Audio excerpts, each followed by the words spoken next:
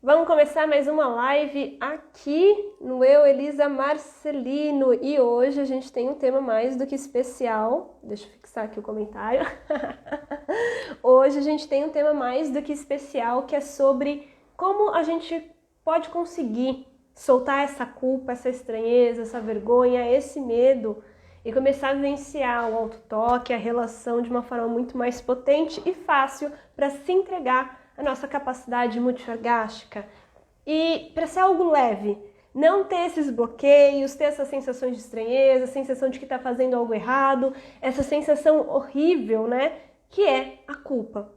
E hoje é um tema super interessante porque normalmente as pessoas acham que se a questão fosse só tocar, eu tenho certeza que vocês já teriam tudo resolvido. Vocês tocariam, haveria resposta e haveria fluidez no prazer na vida de vocês. Mas enquanto a gente não tocar nessa parte onde reside o medo, a culpa, a insegurança, dificilmente a gente vai conseguir alcançar novos e melhores resultados. Então, se você ainda não me conhece, eu sou Elisa Marcelino e esse é o tema da nossa live de hoje. Essa live, ela faz parte da semana Mulher Desperta Teu Prazer, que é uma semana que hoje já é o último dia, né? Onde nos últimos 4 dias a gente fez uma série de aulões aqui e no YouTube, onde eu ensinei para vocês diferentes técnicas e caminhos para a gente desbloquear a nossa energia íntima e potencializar o prazer. Soltar a culpa, soltar o medo, soltar a insegurança e assumir esse lugar de poder, de merecimento, né? E de liberdade com a nossa sexualidade. Afinal de contas, se você não está vivendo uma sexualidade que te potencializa, é porque a gente não está vivendo uma sexualidade que realmente seja nossa.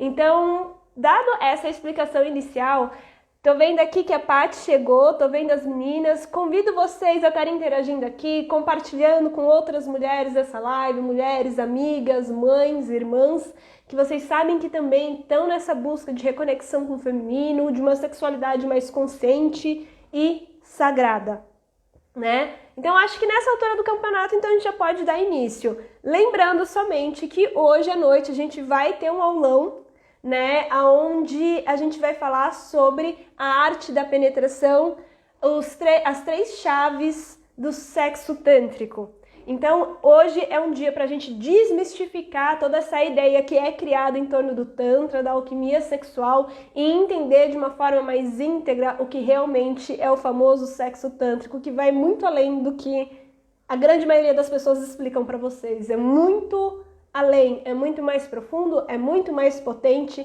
e com certeza não é só uma questão de posição, como muitas pessoas falam, ou então se limita ao uso de um vibrador, é muito além disso. Então hoje à noite, 7h30 da noite, vai rolar então a arte da penetração, as 3 chaves do sexo tântrico. Então bora lá começar essa live de hoje. Para isso eu gostaria de começar sabendo como é que tá o som, como é que tá a imagem, se vocês estão recebendo.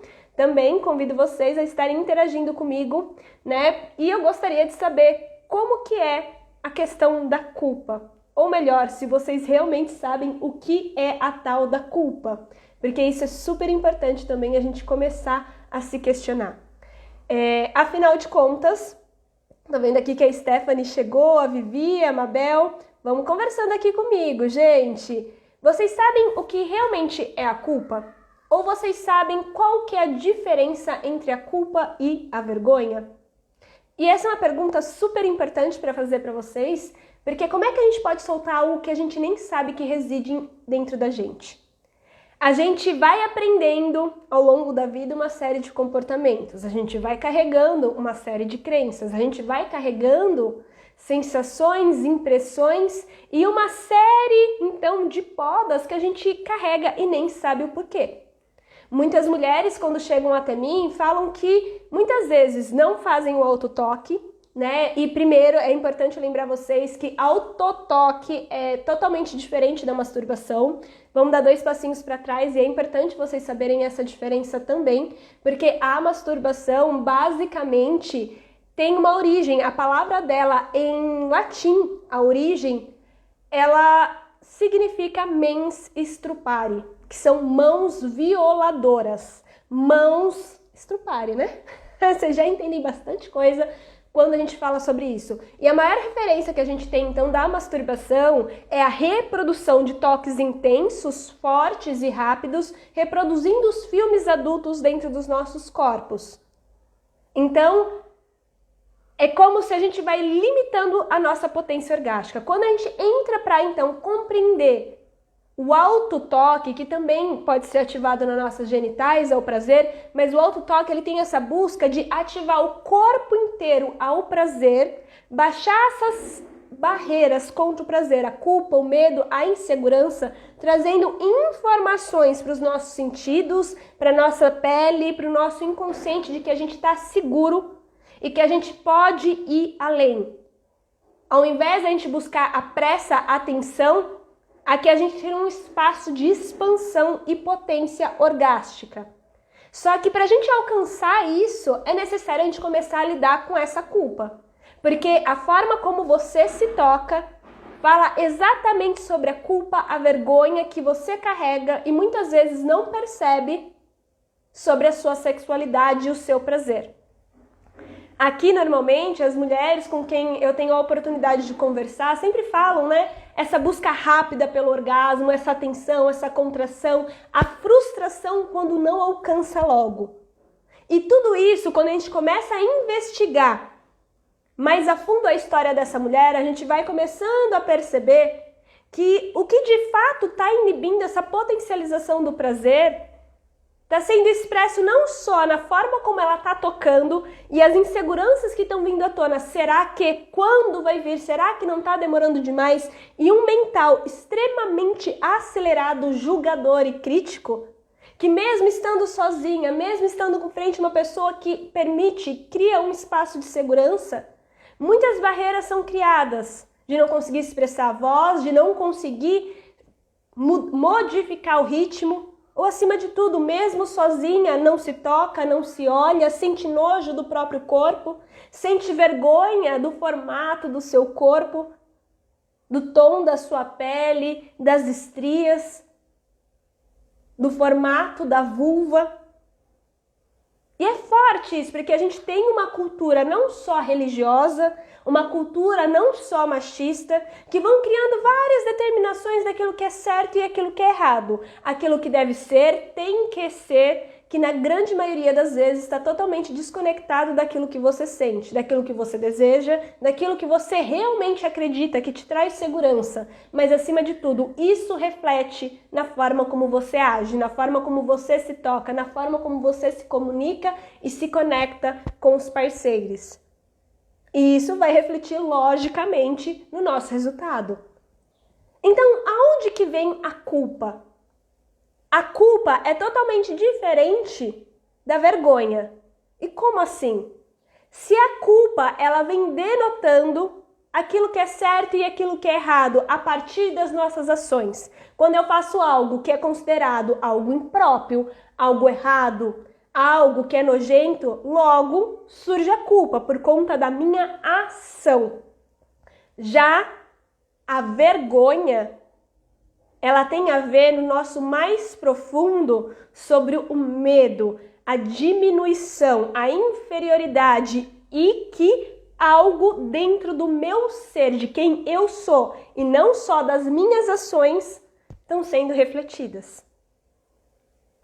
Tanto a vergonha quanto a culpa, ela tem uma origem na falta de merecimento à vida, a rejeição, a insuficiência e a todas essas podas sobre o que nos ensinaram desde a nossa infância, sobre quem a gente era, aquilo que a gente era capaz, aquilo que a gente merecia, qual era o nosso valor, quais eram as habilidades, assim como, entre aspas, as sombras que foram estimuladas, que distorceram a nossa noção de realidade sobre quem a gente é. Inclusive, sentir conforto na própria pele em ser quem a gente é.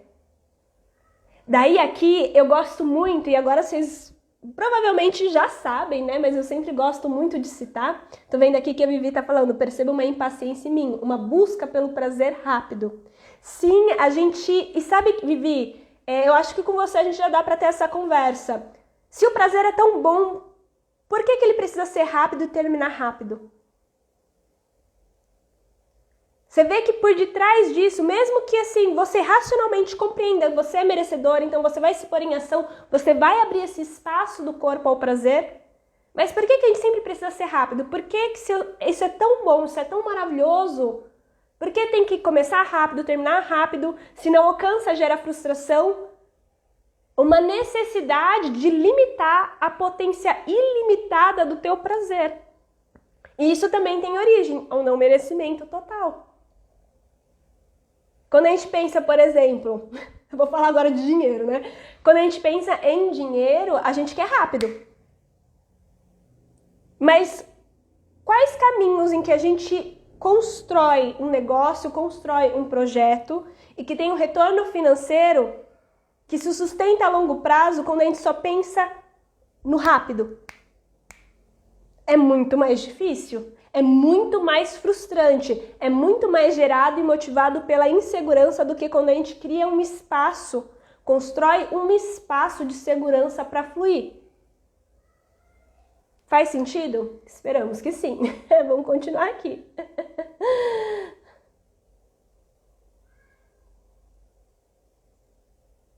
E sim, o orgasmo ele pode vir às vezes muito rápido, mas a questão é como é que a gente se sente quando ele não chega rápido?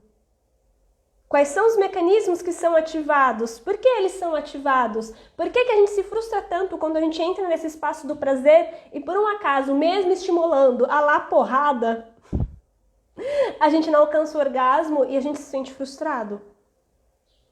É necessário observar, porque se o prazer é nutrição, se o prazer é esse caminho de conexão, às vezes a gente entra num papel, às vezes, muito da infantilidade. Aqui eu não estou dizendo que vocês são infantis, porque eu percebo essa busca do amadurecimento, né? Essa busca da transformação constante. Mas às vezes a gente só pensa no rápido, no rápido, no rápido, no rápido. E a pergunta é, quando você está frente às pessoas, quando você quer se conectar com um parceiro, com uma parceira, você realmente acha que vai ser o rápido? O que você busca quando você se toca? O que você busca quando você conecta com outra pessoa? Sim, você merece ter orgasmo, múltiplos, mas como que teu corpo vai ser capaz de sustentar uma força orgástica por mais tempo e ter essa energia de vir um atrás do outro em diferentes maneiras, sendo que a gente sempre fica nessa limitação? E essa busca pela pressa, limitando o teu prazer, tem origem na culpa. Porque se o prazer é tão bom, por que a gente não vive ele na potência máxima? Por que a gente limita? E daí se a gente começa a se perguntar o que aconteceria se eu vivesse hoje a minha capacidade multiorgástica, a pergunta que fica no ar é, o que transformaria na sua vida? Muitas mulheres, quando eu faço essa pergunta, muitas delas me falam que só pensariam em sexo. E a verdade é que não. A verdade, principalmente na experiência da Elisa conduzindo outras mulheres, é que não é que a gente pense somente em sexo, mas a gente começa a reconhecer o valor e a importância de sentir prazer, sim, no autotoque, no sexo, mas na vida. Porque se o medo, a culpa, a insegurança estão dando sinais muito claros de que tem algo errado ali, e aqui quando eu falo algo errado não é sobre os olhos da sociedade, mas algo errado sobre que há um sinal de desconexão, de que está gerando mais dúvida do que certeza, está gerando mais dúvida do que confiança. Se o medo indica que é algo errado, vocês já pararam para pensar o que o prazer te indica na sua vida? Pensa nos momentos que você mais sentiu prazer não sexual necessariamente, mas que você estava num estado de felicidade. Com quais pessoas? O que você sentia? Normalmente, dependendo de onde eu tô, com as pessoas com quem eu me encontro, e aqui sem conotação sexual necessariamente, é uma sensação não só desse ventre pulsar, desse prazer fluir, mas de uma alegria profunda, do coração se expandir, seja de estar no meio do mato, que vocês sabem que eu curto, né? Viajar, ver a praia, estar com as pessoas com quem eu amo, a minha família, os meus amigos, em conversas boas, sobre essas conversas tântricas, esotéricas, bem malucas que a gente gosta, né? Ou simplesmente se dar a permissão de ser espontâneo e expressar uma brincadeira, expressar, se sentir seguro para falar a sua verdade.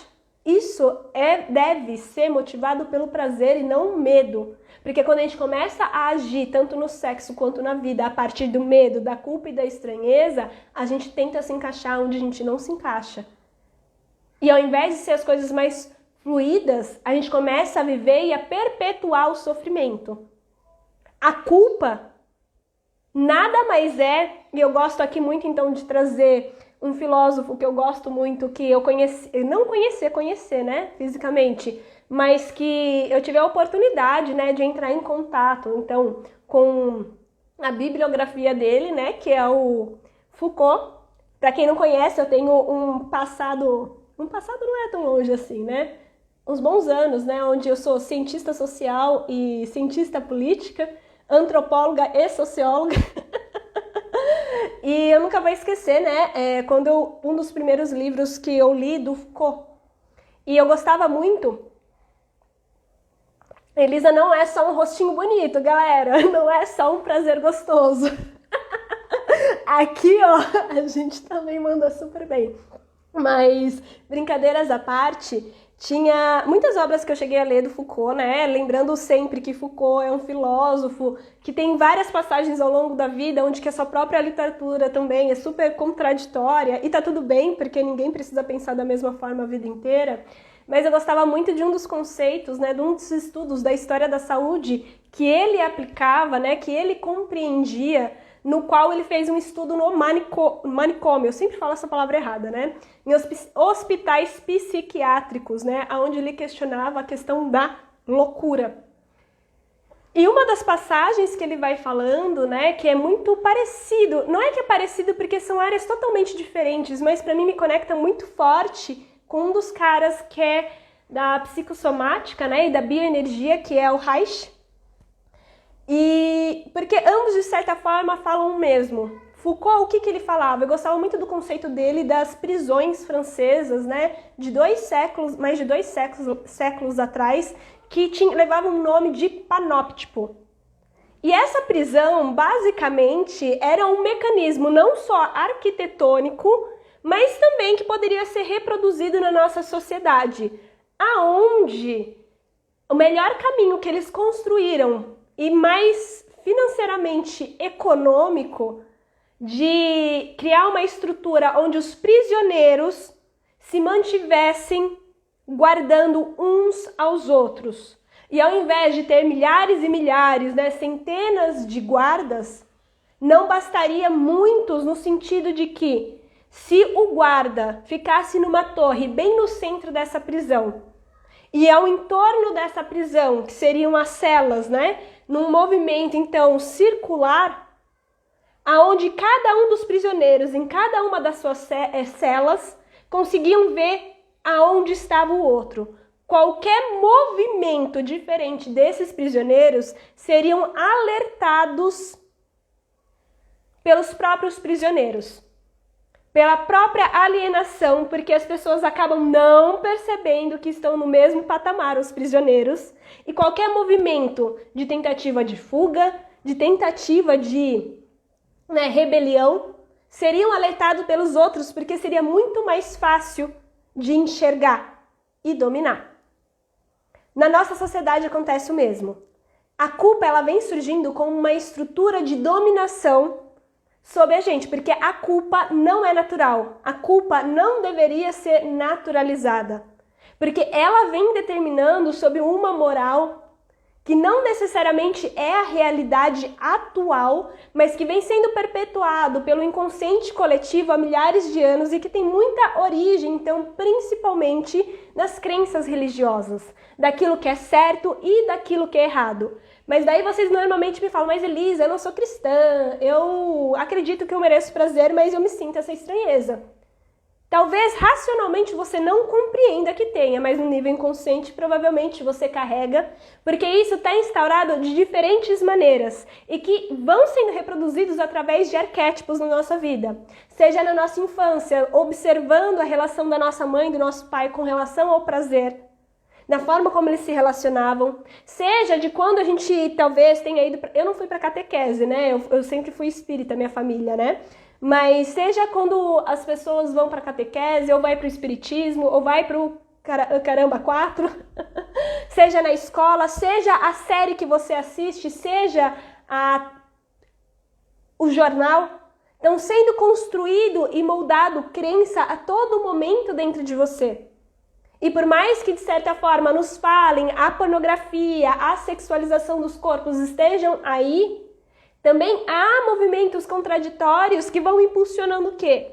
É permitido e justo que você viva o prazer, portanto que seja na pressa, na tensão, na violência, no bate-saca, de uma forma que seja reproduzida e que seja igual, então, a femme fatale das revistas, ou as mulheres dos filmes pornográficos, ou então que você seja totalmente celibatária, seja uma santa e abra mão da putaria. E tudo isso vai gerando culpa, porque se a gente tem um mecanismo de controle aonde é determinado de uma forma inconsciente aquilo que é certo e aquilo que é errado, sem que a gente perceba, a gente tem uma série de deve ser, tem que ser, que molda o nosso olhar de uma forma tão julgadora com relação a nós mesmas, que fazem com que a gente esqueça de um corpo tão potente e comece a se envergonhar, de acreditar que tem algo de errado dentro da gente, algo de errado sobre aquilo que a gente faz. E é forte quando a gente começa a trazer para o corpo, porque se eu acredito que estou fazendo algo de errado e a gente vai sentindo a culpa, por mais que eu faça, por mais que eu realize, então, por exemplo, se a Elisa se sente culpada ao se tocar, por mais que ela faça, ela vai fazer o mais rápido possível, silenciar e se reprimir inteira, e mesmo depois que finalizar, vai sentir uma sensação de estranheza e de desconexão e não de nutrição. Mesmo vivenciando isso com o outro, dificilmente a gente vai se sentir totalmente plena e se entregar por inteiro. O nosso mental vai ser mais acelerado, o nosso corpo vai ter muito mais tensão, e a gente só vai buscar então o prazer como uma forma muito rápida e de poucos segundos para dar uma aliviada e não vivenciar essa potência. A culpa, se ela é gerada sobre uma sociedade, uma estrutura aonde existe um certo e um errado, e que se a gente se dá a permissão de vivenciar, então, entre aspas, aquilo que é errado, a gente cai sobre um peso. Se a gente sente culpa, então, de vivenciar o prazer de uma forma diferente, é como se a gente estivesse, então, no panóptico, que eu falei e expliquei sobre, então, o filósofo francês, o Foucault, onde ele explicava que os prisioneiros, um apontaria para o outro denunciando um comportamento errado. E é aí que surge não só o medo de ser criticado, o medo de ser julgado, o medo de ser humilhado, mas também as pequenas e grandes pegadas no pé, para não dizer humilhação, que a gente vem sendo reprimido há tanto tempo. Quando as pessoas falam do nosso corpo, quando eu falo da minha história, por exemplo, quando falavam pra mim que eu não parecia mulher porque eu não tinha peito, eu não tinha bunda, porque eu era pequenininha, e pra melhorar ainda mais minha situação eu era extremamente expansiva.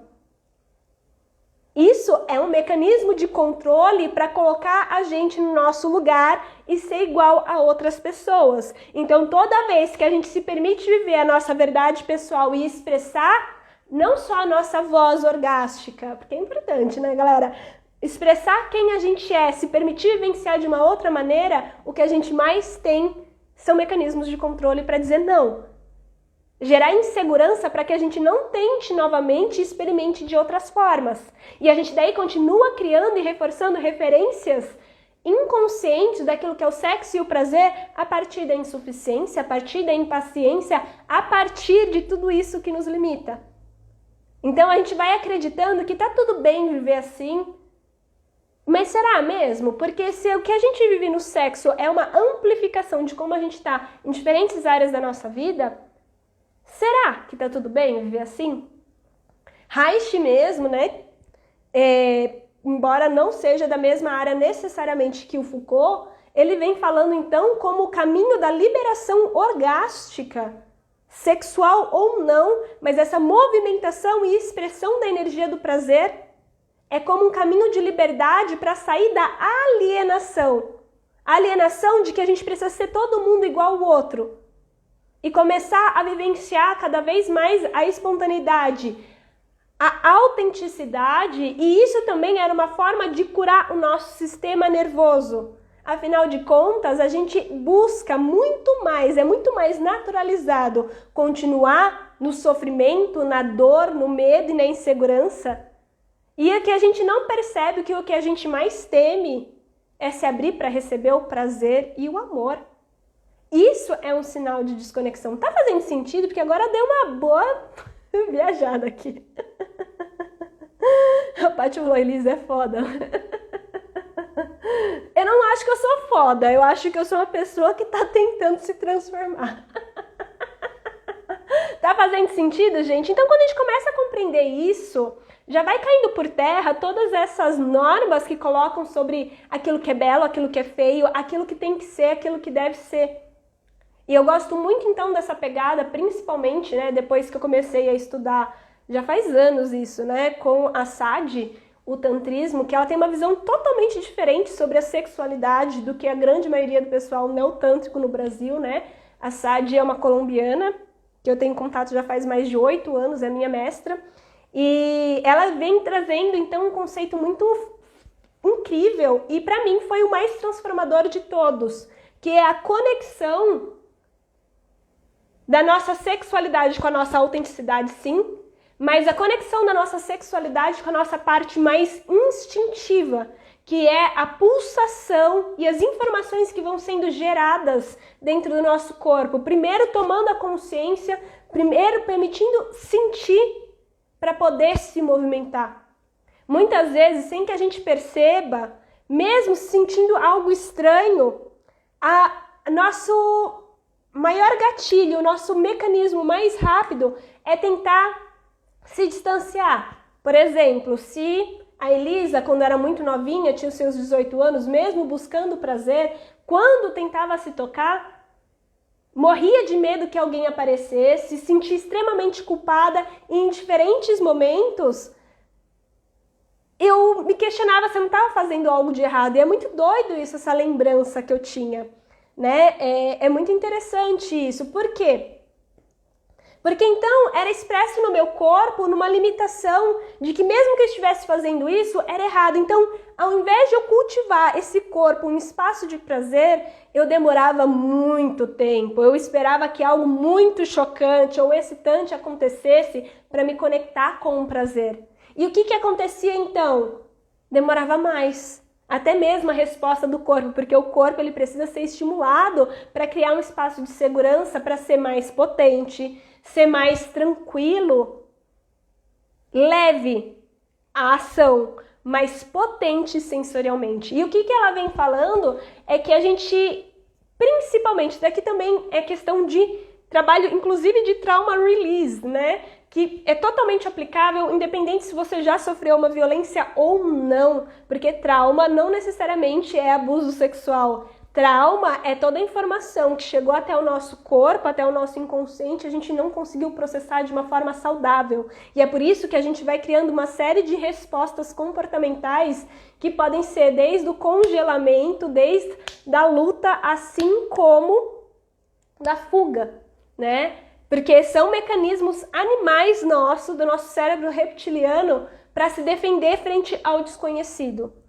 E daí o que ela fala? Ela fala que enquanto a gente vivenciar somente então como resposta, a gente se toca, a gente sente culpa, a gente então, qual que é a sensação mais forte no nosso corpo quando a gente sente culpa? Normalmente é uma sensação de estranheza, é uma sensação de que, ai caralho, fiz algo de errado, tem algo estranho aqui, uma sensação às vezes de tristeza, desconforto. Só que, então, o que a gente faz quando isso acontece? A grande maioria das pessoas rejeitam, ou então vai para ser rápido e acabar logo, ou então a gente se distancia, quase nunca toca, salvo raras exceções, deixa na mão da outra pessoa e a gente continua alimentando o círculo vicioso da frustração, da culpabilização, da desconexão dentro da relação, que parte, antes de mais nada, da desconexão que a gente tem consigo.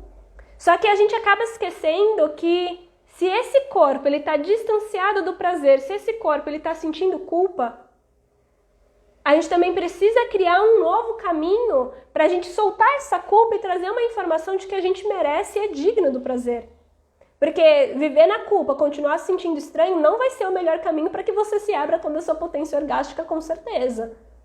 Então, quanto mais o corpo necessita, quanto mais o corpo sente essa estranheza, mais importante é, então, você desacelerar e tocar esse corpo com diferentes níveis de intensidade, sim, mas tira um pouco essa pressa, tira um pouco essa pressão, tira essa tensão. E de todas essas construções do que viria a ser ou não o sexo e o prazer, que estão te gerando e estão reforçando essas referências desde o seu nível mais inconsciente, de que o sexo é sujo, de que o prazer é errado, e que continuam reforçando a sensação de estranheza. Continuam limitando a sua potência orgástica. Por isso que é tão importante a gente entrar num espaço não só de movimentar, tocar ele de uma forma diferente, o nosso corpo, as nossas genitais, para compreender o seu ritmo, o seu pulsar, a sua ciclicidade, o tempo da sua resposta, porque quanto mais contato a gente tem, mais fica fluido, melhora a resposta, mas acima de tudo, a gente precisa desintoxicar o nosso sistema de tudo isso. Lembra que eu falei nos últimos dias, principalmente à noite, de tudo isso que penetrou literalmente os nossos sentidos e deturpou, criou bloqueios desde o nosso sistema nervoso, dessa sensação de culpa, medo, vergonha, das falas que a gente já ouviu de que a Elisa é feia, de que a Elisa é burra, de que não é mulher de verdade, não é sensual, né? Ou que tem algo de estranho ou errado ali. A todas as vezes que a gente se sentiu ansiosa, estranha frente ao prazer, o medo de ser julgada, o medo de ser criticada. A gente precisa desintoxicar esse corpo. E a gente precisa começar, então, primeiro, se auto-observando e identificando. Porque, sim, a forma como você se toca fala muito das travas que você tem, não só na cama, mas também na vida. Não é só a cama, o sexo, é uma amplificação de diferentes áreas da sua vida. Inclusive, se você vive uma vida realmente com prazer, um prazer e conexão, ou, né, vive uma vida imediatista, né, que é o resultado, mas não o processo, ou uma vida anestesiada, uma vida congelada, uma vida onde a gente acaba se submetendo a coisas que a gente não tem vontade, negando a nossa voz para continuar na eterna criança boazinha, né, que nega os seus pulsos, os seus desejos, as suas necessidades, os seus limites, para pertencer em espaços que já não cabem mais. Faz sentido para vocês?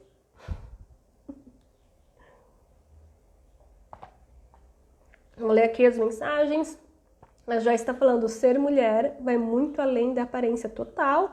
O ser sensual não tem nada a ver com a aparência. Isso daí é mais um mecanismo de controle, culpa e vergonha, né, que foi instaurado dentro do nosso sistema há milhares e milhares de anos, mas principalmente nas últimas décadas, né?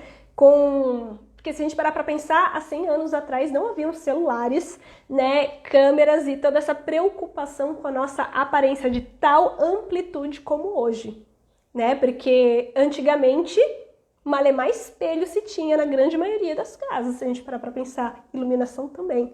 Hoje em dia todo mundo tem internet, todo mundo tem uma câmera, todo mundo tá aí, né, se expondo, não só presencialmente, mas também nas redes sociais. E é muito forte, porque a gente, então, é muito fácil criar um personagem do ser sensual. Na época que eu dançava, era fácil. Se você me pedir pra dançar bonito, sensual, eu vou saber. Mesmo que tenha sido quando eu tinha meus 18, 20 anos. Tem essa parte minha também, gente. Né? Mas não necessariamente se mostrar a aparência, né, sensual. A aparência do movimento sensual não significa necessariamente que a gente está sentindo. E isso é totalmente contraditório, porque erotismo e sensualidade é sobre a capacidade dos nossos sentidos serem estimulados e responderem ao prazer com facilidade. E é por isso que se torna tão sensual, se torna tão magnético, se torna tão desejável.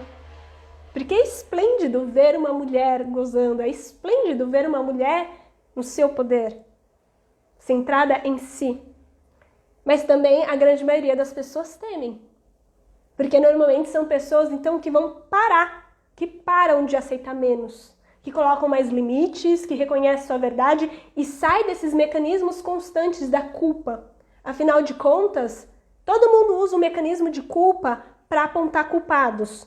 E eu vou explicar. Por exemplo, quando eu me sinto insatisfeito com o meu parceiro, eu não tenho parceiros, tá bom, gente? É só um exemplo. Nesse momento da minha vida, eu estou solo. Né? Se eu me sinto frustrada dentro de uma relação sexual com um parceiro, a grande maioria de nós foi ensinada a apontar e falar assim, fode mal.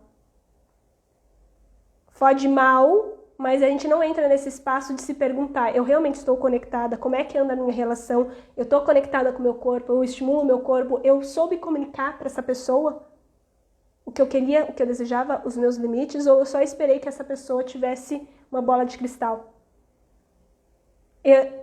Você percebe? A gente aponta culpados, mas não assume esse lugar do tipo, tá, se eu sei como eu funciono, por que eu não apresento? E daí sim, se essa pessoa também não criar um espaço de cocriação junto com você ao prazer, daí tudo bem a gente pegar e soltar o verbo. Mas você percebe que a gente aponta culpados e coloca uma responsabilidade na mão do outro de um prazer que é nosso criar essa ponte. Se a gente quer transformar nossas relações mais orgásticas, se a gente quer transformar nossa vida mais orgástica, começa com a gente, nesse processo de amadurecimento. Porque então a gente continua apontando os culpados, a gente continua criando desconexões com as pessoas que a gente gostaria de ter uma vida, gostaria de ter uma relação mais intimista. E a gente precisa transformar isso, só que não adianta querer transformar isso colocando a responsabilidade na mão da outra pessoa. Porque começa com a gente. Principalmente, eu falo isso principalmente porque hoje à noite eu vou dar uma aula sobre a arte da penetração, as 3 chaves do sexo tântrico. E normalmente as pessoas sempre me mandam essa mensagem, não me mandem hoje, porque vocês vão ouvir eu lascar o pau em vocês. Que é, ai, você deveria dar essa aula para os homens. Não, caramba, eu não vou dar aula sobre a arte da penetração para os homens, porque quem está sentindo a penetração, quem está sofrendo com esse bate-saca, quem precisa liberar a voz para dizer o que deseja, o que não tá bom, se tá doendo ou não, e parar de naturalizar a dor e a anestesia, somos nós. Porque a gente continua colocando a responsabilidade do nosso prazer na mão de outras pessoas. E a questão se torna, até quando vai continuar com esse papel infantil e sempre se frustrando, fazendo tudo igual e esperando resultados diferentes. Em 2023, em 2024, sempre pra frente, será mesmo? A gente começa com hoje. A gente começa com hoje, assistindo toda essa maratona Mulher Desperta Teu Prazer. E, cara, começa com a gente. É por isso que se teme tanto um feminino que é empoderado não de subjugar as outras pessoas. Um feminino empoderado é quando a gente se traz o poder de volta para essa casinha, que é a gente, empodera daquilo que a gente sente, das nossas ações, dos nossos pensamentos e também da nossa capacidade de ação, reação e recepção à vida, tanto em agir a favor do nosso prazer, romper esses paradigmas, mudar o padrão e se abrir para receber. E trabalhar esse emocional de que a gente é digno, suficiente, merecedor do prazer. Porque a culpa e a vergonha, eles se alimentam da falta de merecimento, da falta de amor próprio, da falta de autoestima. Porque a nossa sociedade lucra muito quando a gente coloca todo esse poder na mão de outras pessoas, mas acima de tudo, na nossa aparência. Vocês já pararam para sentar e fazer as contas o quanto vocês gastam com roupas, cosméticos, para se parecer ser uma pessoa mais apresentável? E por favor, podem tomar banho, pode ficar bonita, pode se arrumar inteira, eu gosto também. Sou libriana, regida por Vênus, gente, eu curto esse rolê. Mas a gente já parou para pensar o quanto que a gente investe em coisas superficiais e a gente não desenvolve um caminho de autoconhecimento? O autoconhecimento, a transformação, a conexão com o prazer, a gente deixa para amanhã. A gente deixa sempre daqui 50 mil anos. Por que será? Porque é a melhor forma de dominação, a melhor forma de subjugar, é a melhor forma de manter a gente adestrado para não questionar as coisas como estão sendo vividas. Para continuar aceitando menos, continuar acreditando que a vida é só isso mesmo. Mas vai por mim. a vida não precisa ser um eterno sofrimento, não. Muito menos o sexo e o prazer. É uma busca pelo prazer não só na cama, é uma busca no prazer de ser e viver a vida que a gente merece. É isso a nossa capacidade multiorgástica. Tá fazendo sentido, galera? Porque agora eu tô empolgada aqui. Falei, nossa! Agora me empolguei aqui. Só falta achar a bandeira e falar assim, vamos dominar o planeta, mulherada! Ser mulher vai muito além da aparência. Super, eu tô vendo aqui que vocês concordam, né?